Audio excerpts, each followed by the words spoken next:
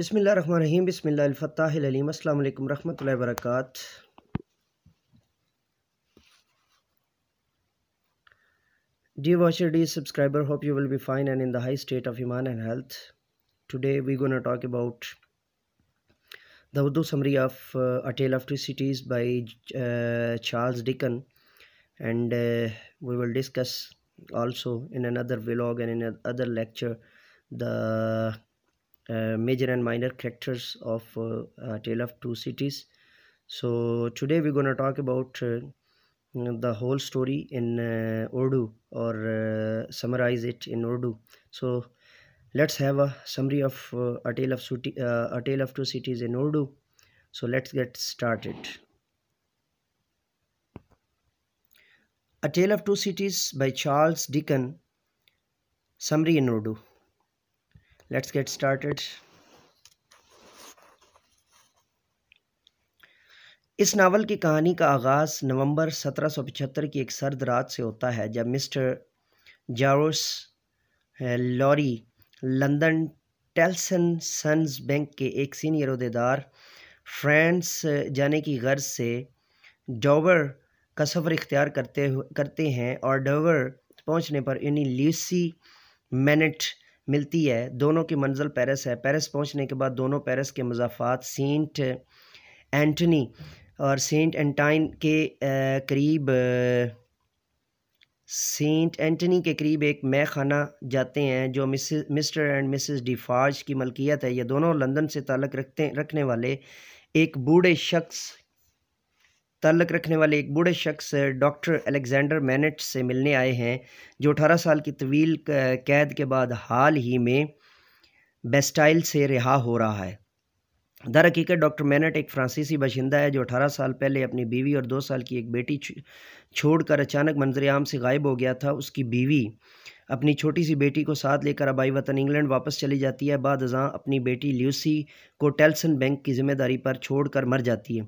वही बच्ची जो अब एक जवान लड़की ल्यूसी है, मिस्टर लॉरी के साथ पेरिस में मौजूद है। डॉक्टर मैनेट की गुमशुदगी में एवरमंड बरादरान का हाथ है, जो कि फ़्रांस के जागीरदाराना या जागीरदार तबके की नुमाइंदगी करते हैं। एवरमोंट बरादरान में से ये कंपोजिंग मिस्टेक है जी, इसको जो है ना दुरुस्त कर लीजिए। एवरमोंट जो है वो END नहीं है, OND है, तो इसको जो है ना वो ये वाला जो है इसको दुरुस्त कर लीजिए। जागीरदार तबके की नुमाइंदगी करते हैं। एवरमोंट बरादरान में से एक भाई एक लड़की की इज़्ज़त दरी करता है, और जब लड़की की हालत बहुत नाजुक हो जाती है, वो डॉक्टर मैनेट को इलाज के लिए बुलाता है।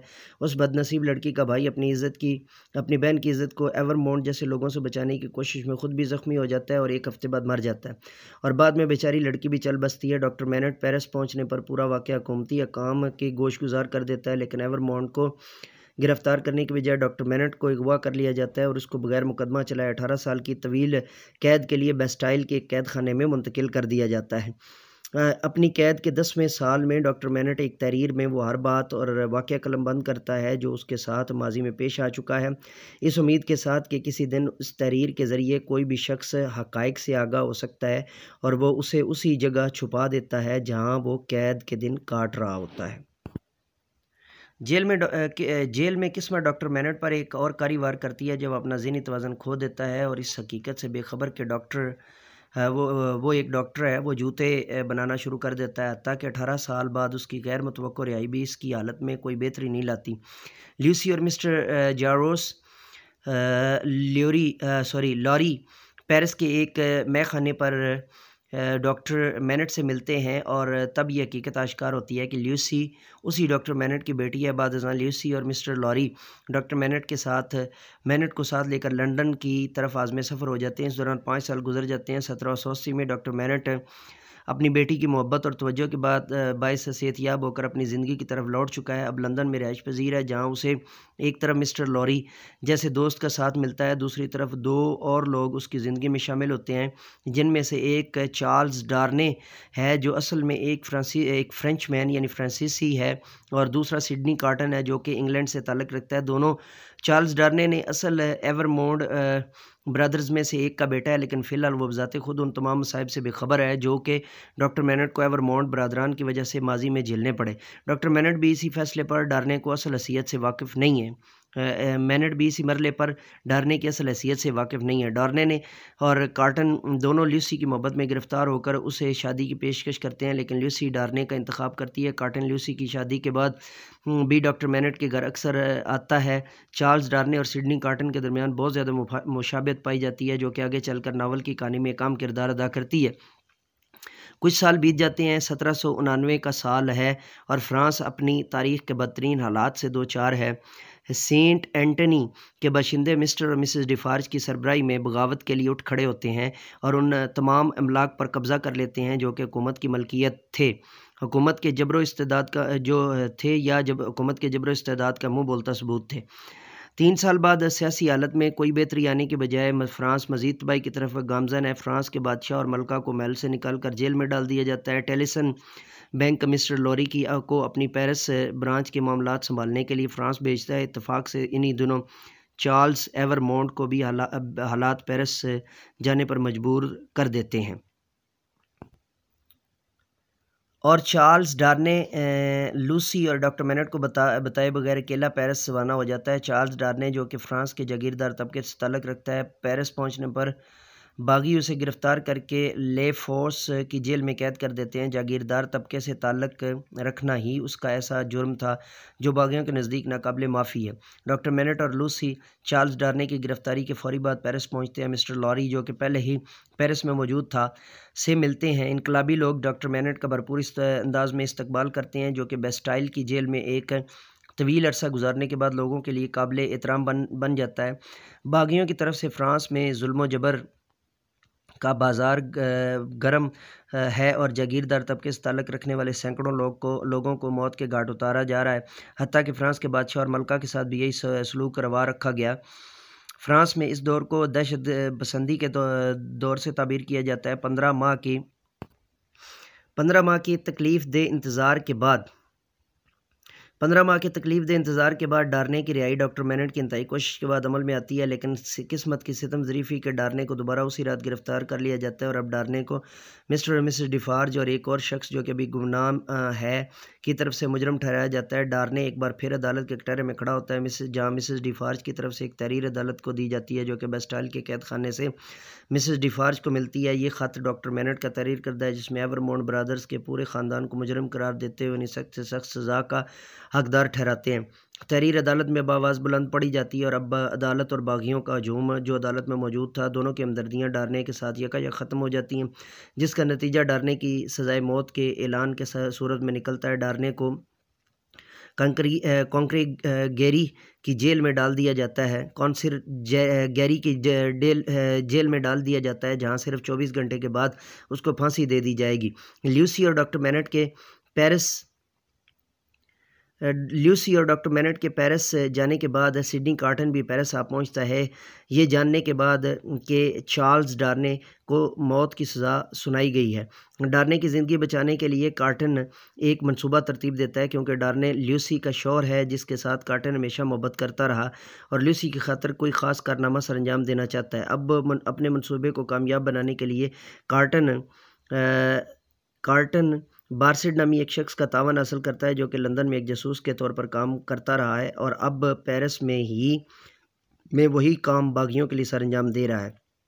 उसी शख्स के पास उस जेल की चाबियां हैं जहां डार्ने अपनी मौत का इंतज़ार कर रहा है। बारसिड की मदद से कार्टन जेल में डार्ने के पास पहुंचने में कामयाब हो जाता है और अपने साथ एक बेहोश करने वाली दवा ले जाता है। अब कार्टन डार्ने को मजबूर करता है कि वो अपना लिबास कार्टन से तब्दील करे। कार्टन इनकार सुनने के बाद डार्ने को बेहोश करने के अपने मनसूबे के मुताबिक बारसिड को मज़ीद हदायत करता है कि वो बेहोश डार्ने को जेल से बाहर ले जाए और उसे गाड़ी तक पहुँचा दे, जहाँ मिस्टर लॉरी, ल्यूसी और डॉक्टर मैनट उसकी आमद के मुंतज़िर हैं। कार्टन और डार्ने की मुशाबहत इस मरले पर अहम किरदार अदा करती है और कार्टन के, जैसे मैंने आपको पहले बताया था कि ये बहुत अहम किरदार आगे जाकर अदा करेगी, चार्ल्स डार्ने और सिडनी कार्टन और डार्ने की जो है मुशाबहत इस मरले पर अहम किरदार अदा करती है और कार्टन के मंसूबे को कामयाबी से हमकिनार करती है और कार्टन की जेल में मौजूदगी बागियों को डारने के फ़रार से बेखबर रखती है और बेहोश डारने को जेल से बाहर ये बता कर लाया जाता है कि डारने का दोस्त अभी उसको जेल में मिलने गया था, लेकिन अपने दोस्त की मौत की खबर सुनकर बर्दाश्त न कर सका और बेहोश हो गया। अब पहले से तयशुदा प्रोग्राम और इंतज़ाम के मुताबिक गाड़ी मिस्टर लॉरी और दूसरे लोगों को बाहिफाजत पेरिस से दूर उस जगह पहुंचा देती है जहां से ये लोग इंग्लैंड रवाना हो जाते हैं। इसी असना में मिसेस डिफार्ज और ल्यूसी और डॉक्टर मेनेट को देखने की गरज से उनके घर जाती है। मिसेस डिफार्ज और ल्यूसी डॉक्टर मेनेट को भी फांसी के फंदे पर देखना चाहती थी। ताम घर में उसकी मुलाकात मिसेस प्रोज, जो कि ल्यूसी की गवर्नेंस रह चुकी है, से होती है। मिसेस प्रोज और मिसेस डिवार्ज की आपस में लड़ाई हो जाती है। उस लड़ाई के दौरान मिसेस डिवार्ज अपनी ही निकली हुई गोली से मौत के मुंह में चली जाती है। मिस प्रोज उसके बाद जेरी क्रंचर, जो कि मिस्टर लॉरी का मुलाजम था, के साथ पेरिस से लंदन के लिए रवाना हो जाती है।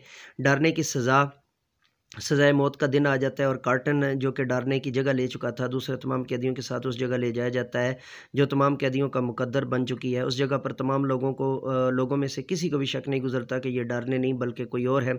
कार्टन मौत को सामने पाकर भी इस तरह पुरस्कून है जैसे मौत उसके सामने कोई अहमियत नहीं रखती। कार्टन जो अक्सर कहा करता था कि उसकी ज़िंदगी किसी के लिए कोई मानी नहीं रखती, अपनी ज़िंदगी उस लड़की की मोहब्बत में कुर्बान कर देता है जो हमेशा से उसके दिल में एक ख़ास मकाम रखती थी।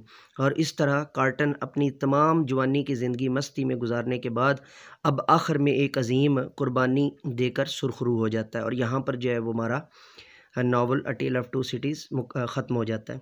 तो डी वॉचर डी सब्सक्राइबर, ये थी जो है वो टेल ऑफ टू सिटीज़ की उर्दू समरी। ये थी अ टेल ऑफ टू सिटीज़ की उर्दू समरी। इजाज़त दीजिए, मेरे साथ मिल करके ये इंसानियत की बेहतरी के लिए तालीम और तरबियत के लिए एक कदम और। Let me go now and say with me, do something more for humanity, do something more for knowledge and practices. Bye bye.